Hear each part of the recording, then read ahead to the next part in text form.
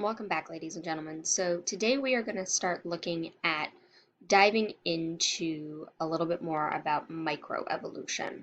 So when we look at microevolution, we're looking at observable changes in allele frequencies of a population over time.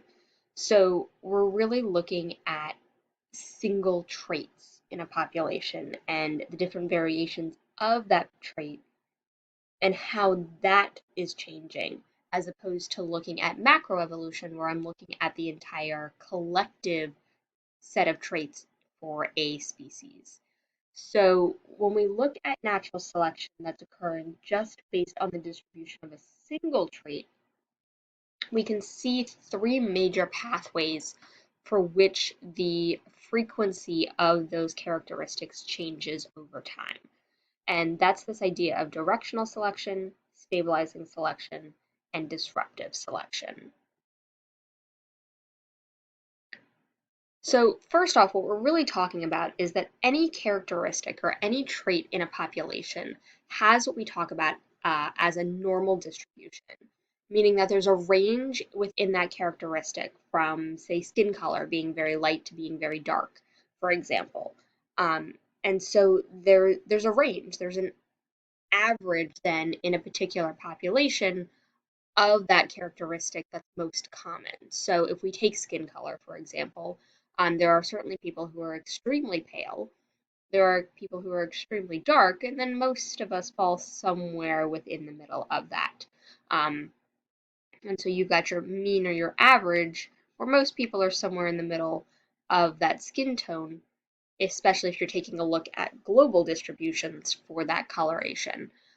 And so that would be your average or your mean, and most people would fall there in the middle.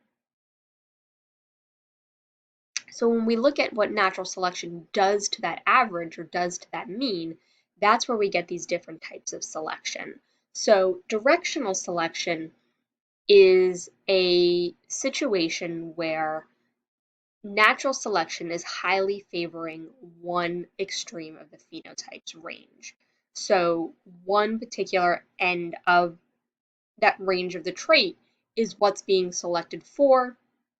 They're the ones that are surviving and reproducing most often, and so the more and more that selective pressure in their environment is selecting for that, we will end up shifting the average towards that end of the initial spectrum in the population. So the whole average shifts. So if I look at the situation of antibiotic resistance, right, there's just natural ranges in the population as to who's really, really susceptible to that antibiotic to individuals in the population who are really, really resistant to it. They're really good at breaking it down and not getting killed by it, versus the other end of the spectrum where they're really kind of terrible at it and it doesn't take much to kill them off. And most individuals fall somewhere in the middle. Now, the more and more that we use that same antibiotic, the more and more we're killing off this end of the spectrum and selecting for this end. So these are the ones surviving and reproducing, while these are the ones dying as a result of that antibiotic being in their population, being in their environment. And so it would make sense that if we continue to select for these, then that now becomes the new average. There are still individuals who are more susceptible to it, but there's still going to be the range of high resistance. We continue to use it and we'll shift this mean again. Now, depending on what this trait is and depending on what falls on either end of that normal distribution, it is possible for this selection to go the opposite direction if this were a different characteristic. So let's just say this was light to dark. Um, if something in the environment shifted to being a much lighter environment, then we could select for this end of the spectrum and shift the average this way. So just keep that in mind.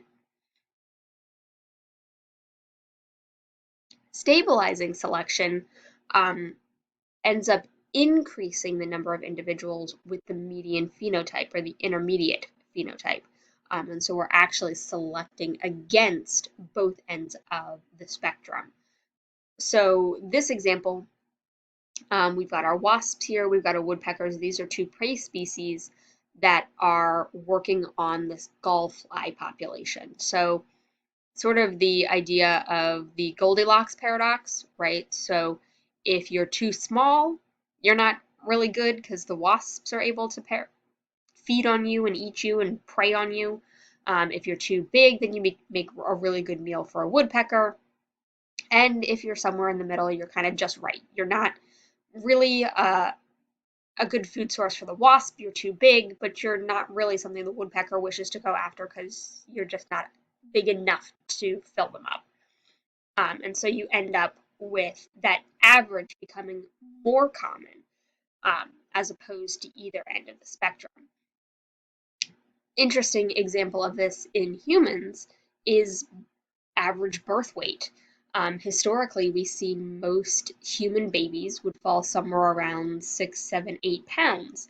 Um, and rationale for that is if baby is smaller than that, then there's probably other things going on, premature birth, malnutrition, whatever the case might be, maybe genetic abnormalities. Something is going on if baby is below that birth weight that's concerning and dangerous for the baby to survive. The flip side, we go to the other end of the spectrum and we're talking babies 9, 10, 11 pounds, and at least historically, that would have been incredibly dangerous for mom because mom's birth canal was only so big to allow that baby to pass through safely. And so baby could get stuck, baby could get injured along the way. It's a rough process. So we didn't typically have babies that big because they would end up getting stuck or doing damage not only to themselves but to mom, and so it was probably a detrimental situation on both ends. So too small, and you as the baby probably didn't survive. Too big, and you and potentially mom didn't survive either. Um, and so historically, we would see that average birth weight being somewhere in the middle. Now, with modern medicine and modern technology and things like C-sections, we're actually seeing that birth weight shifting up a little bit because it is actually beneficial to baby to be a little bit on the bigger side because baby will actually lose about 10% of their birth weight within 24 to 48 hours of being born. Um, so if you're talking about losing, I don't know, approximately a pound, that's a big deal when you only weigh 6 or 7 pounds. Um, so being on the big side as a baby is actually beneficial to surviving those first few days of life.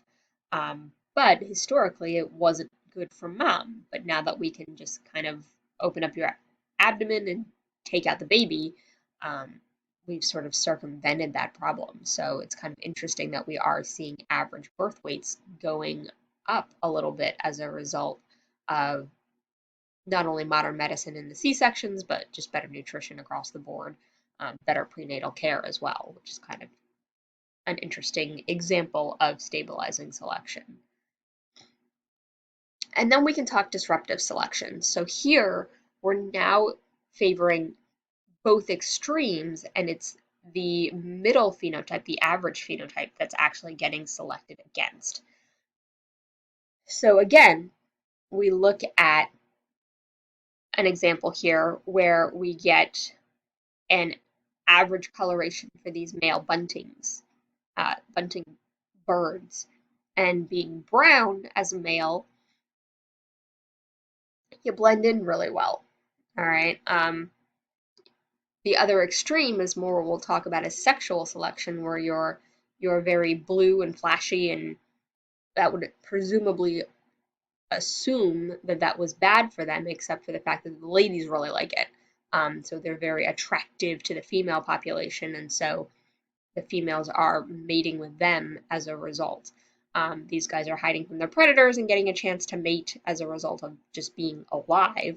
And these guys up here are the ones that are interesting to the females, and so they're mating with them. If you're somewhere in the middle, meh, you're still probably getting eaten by your predators, but you're not really attractive enough for the females to kind of overcompensate for the fact that you have a higher risk of predation. in the types of disruptive selection like this, if those selective pressures to get rid of the middle are strong enough and last long enough, we can end up actually getting two separate bell curves here, in which case we talk about this being one of the first steps to speciation, or the creation of two new species. If these become separated and distinct enough, then the individuals here may no longer mate with the individuals over here. And that's where we can start talking about these now being two separate species, which is kind of an interesting step towards that creation. So what happens if you don't have the traits that are going to allow you to adjust to the changes in your environment, or those changes are just happening so rapidly you can't keep up? Well, that's what happened to our cute little dinosaur here. And that's where we talk about extinction. So extinction, just by definition, they're no longer in existence. And that no longer in existence can be a local thing, right, where they just no longer exist in that particular range of their original distribution, or it can be a global extinction like the dinosaurs were. So we can talk local versus global extinction. Regardless, this is going to happen because the species doesn't have the set of traits that are necessary to allow it to continue surviving in the environment as that environment changed.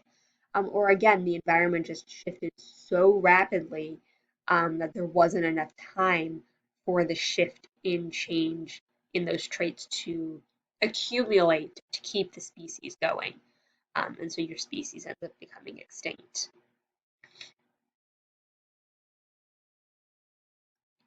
Keep in mind, just like evolution happens on a population level, on a species level, it's the same thing for extinction. Individuals are dying, but it's the species overall that becomes extinct. Just like evolution, it's the population that's evolving, not the individual. So similar idea here.